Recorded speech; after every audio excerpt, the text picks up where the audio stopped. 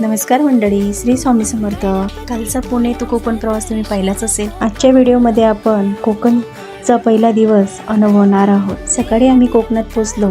ताज्या हवेत दिवसाची सुरुवात झाली.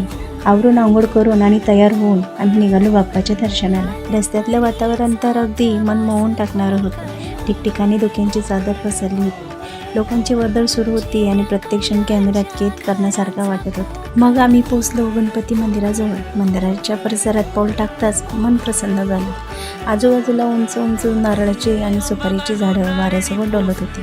हिरवाईने नटलेला तो परिसर पाहून डोळ्यांना एक वेगळाच आनंद मिळत होता. मंदिराची भव्य आणि सुंदर कमान तर अगदी लक्ष वेधून घेत होती. त्या कमानीतून आत प्रवेश करताना एक वेगळंच भक्तिमय आणि शांत वातावरण जाणवत होतं.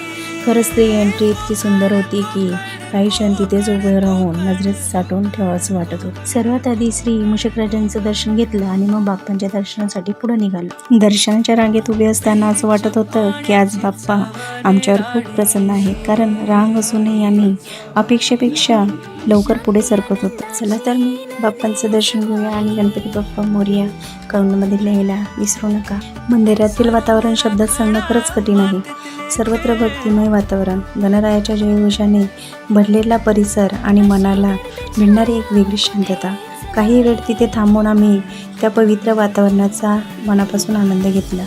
दर्शन झाल्यानंतर बाप्पांचा आशीर्वाद घेऊन बाहेर आलो. काही सुंदर फोटो आणि आठवणी कॅमेऱ्यात साठवल्या. मंदिरातून बाहेर आल्यानंतर आम्ही थोडा वेळ मंदिराच्या परिसरात फिरलो.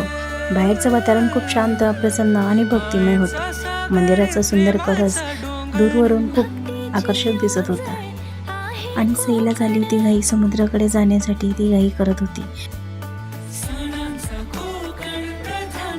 परत येताना सईने मूषकराजाच्या कानात काहीतरी इच्छा सांगितली. ते पाहून मनात एक विचार आला. खरंच लहान मुलांना प्रत्येक गोष्ट शिकवावी लागते असं नाही. सईला बघून मी सुद्धा मूषकराजांच्या कानात माझी एक इच्छा सांगितली.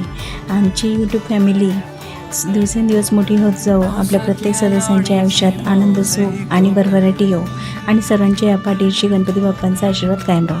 गणपती बाप्पा मोरया, मंगलमूर्ती मोरया.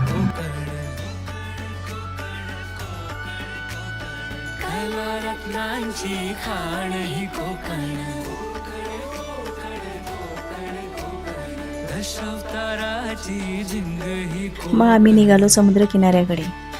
काय सुंदर आणि अथांग समुद्र पाहून मन अगदी हरपून गेलं.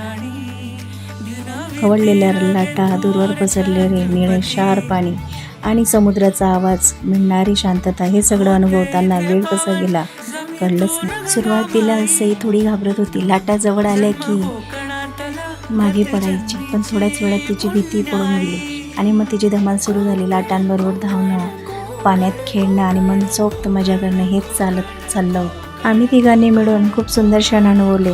समुद्र किनाऱ्यावरचे काही खास क्षण, लाटांचे सुंदर दृश्य आणि आमची धमाल तुम्हाला या व्हिडिओमध्ये पाहायला मिळणार आहे. चला तर मंडळी, बाप्पाच्या आशीर्वादाने आणि कोकणच्या सुंदर निसर्गासोबतचा हा दिवस तुम्ही आमच्यासोबत अनुभवा.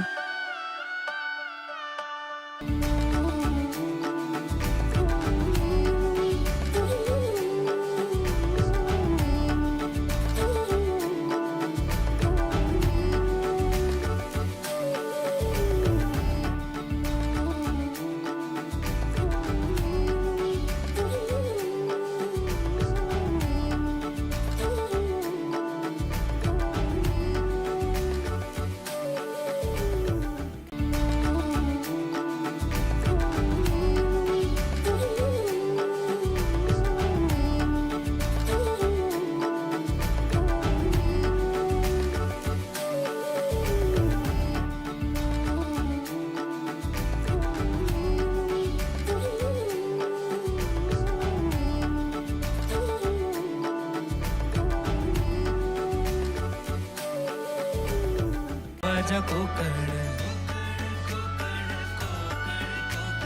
कला रत्नांची खाण ही कोकण, दशावताराची झिंग ही कोकण. व्हिडिओ आवडला तर लाईक करा, चॅनलला सबस्क्राईब करा आणि तुमच्या प्रतिक्रिया कमेंटमध्ये नक्की कळवा. गणपती बाप्पा मोरया.